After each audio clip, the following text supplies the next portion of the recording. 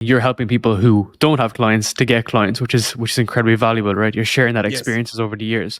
I Yes. think, when you went from, like, let's say, clients of that were doing like 500,000 a year to 1 million to 10 million to even 100 million a year, how did you see that transition in even the sales process? Because what I love about you is the fact that, like, you're super relaxed, super chill. You're not very, like, salesy, I would say, but you obviously understand the technique and you understand persuasion and speaking well. So how did you kind of, like, I guess, learn those different nuances to walk people through a sales cycle? Because there's so much documentation you've put out on sales, which I'd love to get into, but for you, I think a lot of it has been through the years that you've just learned this innate as well as learning on the side. Yeah, I had a business coach who worked with me for 13 years who taught me these nuanced skills that we're talking about, and I had a lot of opportunity, and that's critical because you can go and read any one of these books on sales, but if you don't have opportunity, how can you apply these techniques? Or if an opportunity only comes once every 4 weeks, you're going to get really rusty and you're going to get very anxious and nervous that this has got to be the one. And so you will Yeah. be less brave or courageous to try something. Now, when I'm running blind, I started in 1995. I hired my business coach, I think 4 or 5 years after starting the company. So I have leads coming in. I have people who are doing sales for me. I have a person doing bids for me. But what I needed help was to close the gig, right? So the bids can be perfect. The numbers are all where they're supposed to be and the opportunities are there. But if we get on the phone, and we had many missed opportunities where jobs that were $200,000 plus, we really struggled with closing. Our closing rate went from 75% to down to about 20-ish%, meaning for every 5 opportunities we'd get, we'd only close one. And if you're looking at that, it's terrible. It's horribly demoralizing. You start thinking to yourself, like, God, I just don't have what it takes. Maybe everybody's too good and we're not that good. But it turns out, with a little bit of tweaking and tuning from my business coach, who taught me, the first person to teach me, here's what's supposed to happen on a sales call. And it goes back to our original conversation, or at the beginning of our podcast here, which is I was too impatient when I started my company. I didn't get to witness anyone selling anything to anyone. So I'm like, I don't know what I'm doing here. I'm just making up as I go. I didn't realize there are things that you're supposed to do and things that you're never supposed to do. So I did things I'm not supposed to do, and I didn't do the things I'm supposed to do. And it's just a miracle that 5 years later, I still have a business, right? And Yeah. and I attribute that mostly to luck and good timing, right? Being in LA, making commercials and doing motion graphics on the desktop was a brand new industry that was just about to explode. If I were in Chicago doing that, the opportunities probably would be very different. If I was in Kansas, it would be non-existent because there aren't a lot of agencies there and it's not known as entertainment capital of the world. But I was in LA in 1995 with a computer and a piece of software that was just becoming a thing. And so those opportunities came in. So here it is. Just let's look at it. Here's me. And me is just a generic placeholder for you or anybody else who's listening, getting coached and getting a ton of opportunities. So in a given week, I might be on new business calls 6, 7 times in a week for jobs that were Awesome. 6 figures and up, right? And so I had a lot of at bats, as my business coach would call it. So something would come in, I would apply the technique. It would either work or wouldn't, and then I would be able to adjust and adjust and adjust. And you do that enough times, you get really good. And my game really changed when my business coach started saying, "Hey, you should try this instead of doing that." And the next call I just did, I'm like, it worked. Okay, this is a miracle. Somebody just gave me some playbook that I didn't realize if you just read one page of that playbook, your whole life would change. And so that's why I have the approach that I have. It's just you have enough opportunities, you have someone on your side so that when you get stuck, you can ask for help. And it's not often that I needed it. I'm like, hey, this happened. I'm not sure how to respond to it. And he's like, well, you could try this instead. I'm like, oh, okay, I'll go back. And I did it. And I got so good at it within, I don't know, 3 or 6 months, we doubled our revenue. We went from $2.2 million to $3.9 million. And then I started teaching my team. I taught my executive producers how I want you to sell. And then we're all kind of aligning because it wasn't that difficult once you know what the rules were. 100%. You put the reps in, right? You did the work, you put the reps in for years and years and years. And that's a difference. I think you said, right place, right time, and you got lucky. You also have the skill, right? I think you're being, you could be a bit more, open to that as well. Like you had the skill and you were very talented, right? So it's a combination of luck and the skill. I wanted to ask you about the sales manifesto, which I think is amazing. That leads really into your personality too, I think, which works really well. So in that, you mentioned that you're not pushy, you're asking the right questions, you're very inquisitive. Can you walk through that example for people, because I think that's the way we should be running things to some degree. Where'd you see the sales manifesto? I'm like smiling because like, where'd you see this? How did you get a hold of uh, this? Where I, is I don't know this? where I saw it, man. Somewhere on the Okay. internet, I pulled it up. Okay. I spent a long I time believe you. researching you because you have Apparently you so have. many you have so many years experience that the Yeah. more experience someone has, the more research you need to do, and the more research you do, the more available content there is on the internet, right? But you broke it down really well, and I think if I can Okay. paraphrase, right, it's I'm a little scared. you're You may know walking the more about this than I do because I'm like, I've written things, I've said things. I'm like, oh, did I say that? Shoot. Okay. Nah, the way you were experiencing was you bring people through the example, you walk Yeah. them through, you find out their own problems and solutions, you're guiding Yes. them more so than selling them, and then you're bringing them to a logical conclusion that they should work with you or find someone else or someone in Yes. your network. So that's Yeah. basically how you kind of you'd walk them through that process. Yeah. So what I'd like to do is to draw a line of contrast between the way that I think a lot of people understand and practice sales and the way I like to do it. And I think in that you'll start to appreciate the differences between the two. Historically speaking, people are very good at sales appear a certain way. They tend to be like alpha types, alpha male, alpha female. They dress and look a certain way. They look like they've been through central casting in Hollywood. It's like find a square jawed superhero person with steely eyes and nerves of, whatever. And that's who they put into those positions. And and they tend to be on TV looking a very certain way. 3-piece suit, super fit, thick neck. And if you look in the mirror, like, wait a minute, I definitely don't look like Central Casting called me. They wouldn't even consider me. They threw my headshot in the trash can. What am I supposed to do? I don't have that super ripped physique. I'm not driving the 6-figure sports car. Oh, what am I going to do?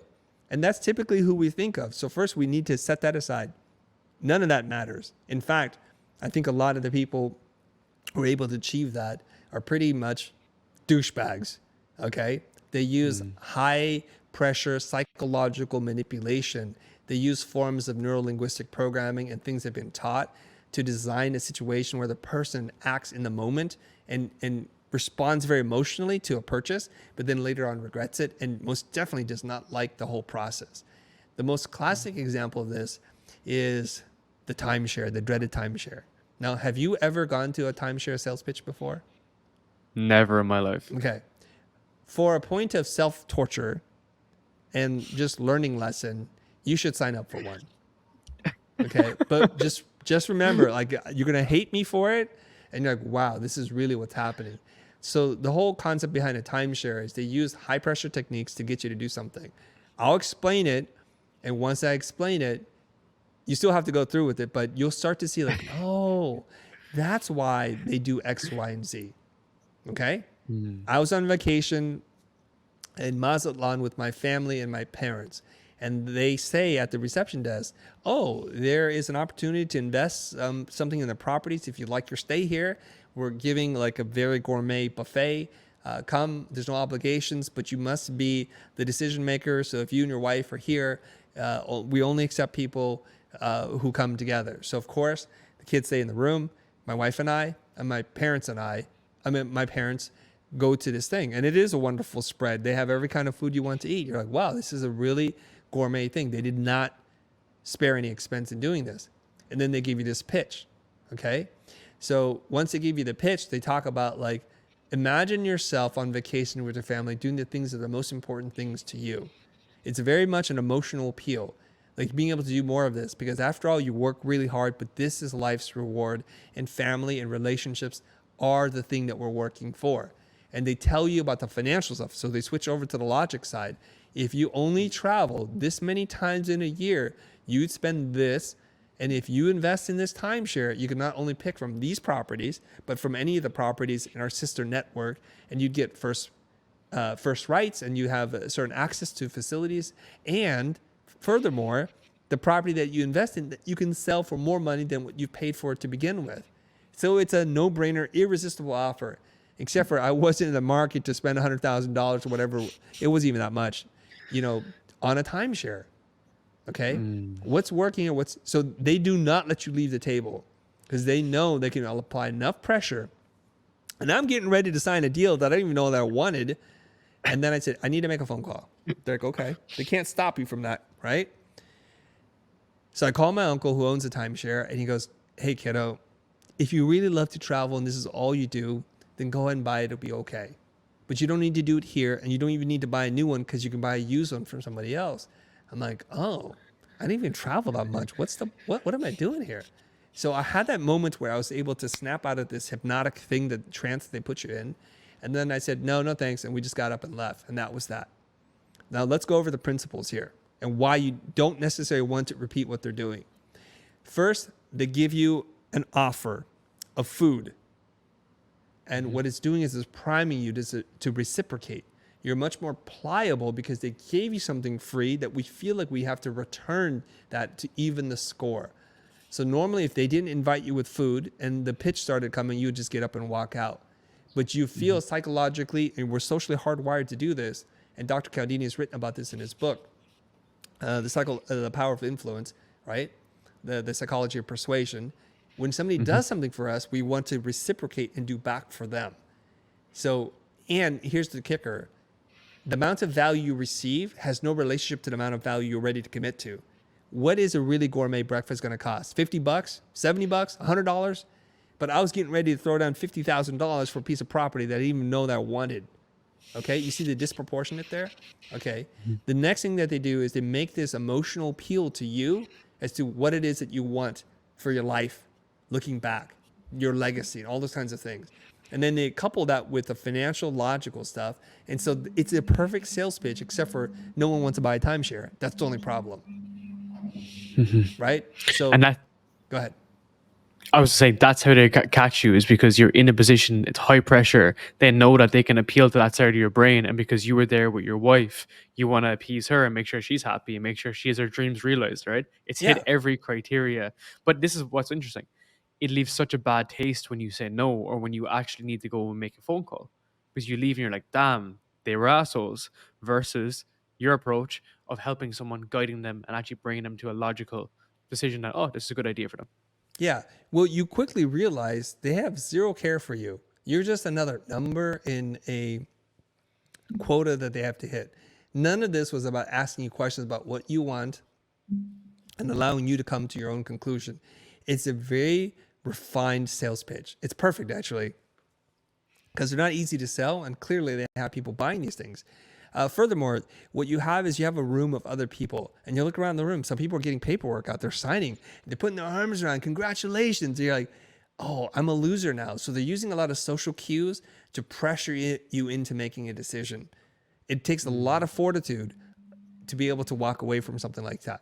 Now, for my parents, it's not a big problem because they knew they were there to get a free meal and leave. So they didn't work very hard on them because, like, no, we're not interested. We don't travel. And then they just left, right? And they saw us kind of in this like deer in the headlight situation. So now let's contrast that with how somebody might do this in real life, the way that I would encourage you to do it. So you need to understand something. The client needs you in some degrees more than you need them. The client arrives to you with a problem and to the realization that only by spending money can the problem go away. If you have a weird lump in your body, if you don't spend money, that lump isn't going to go away by itself. It doesn't just dissolve. It just gets bigger and it becomes more complicated. So you go to see the doctor and you have you have a test done on you so you know that it's benign, or then they remove it or they make recommendations. If you have a leaky roof, you can sit there and ignore it, but until you spend money either going out to the store, buying materials and climbing on the roof and trying to fix it yourself, or calling a roofing contractor to solve the problem, until you spend money, the problem will not go away. So when a client calls you, you're already in a very good position. You have what we start off with is really goodwill. So the client is like, I've considered options. For whatever reason, I'm compelled to reach out to you via email or through a phone call or something like that, or an in-person meeting. Okay? Now you have to ask yourself, the next things that you say and do, will they erode goodwill or will they build more goodwill? Because at some point that goodwill will turn into trust. So if you talk about yourself too much, is that going to build goodwill or take it away? Pretty clear to me.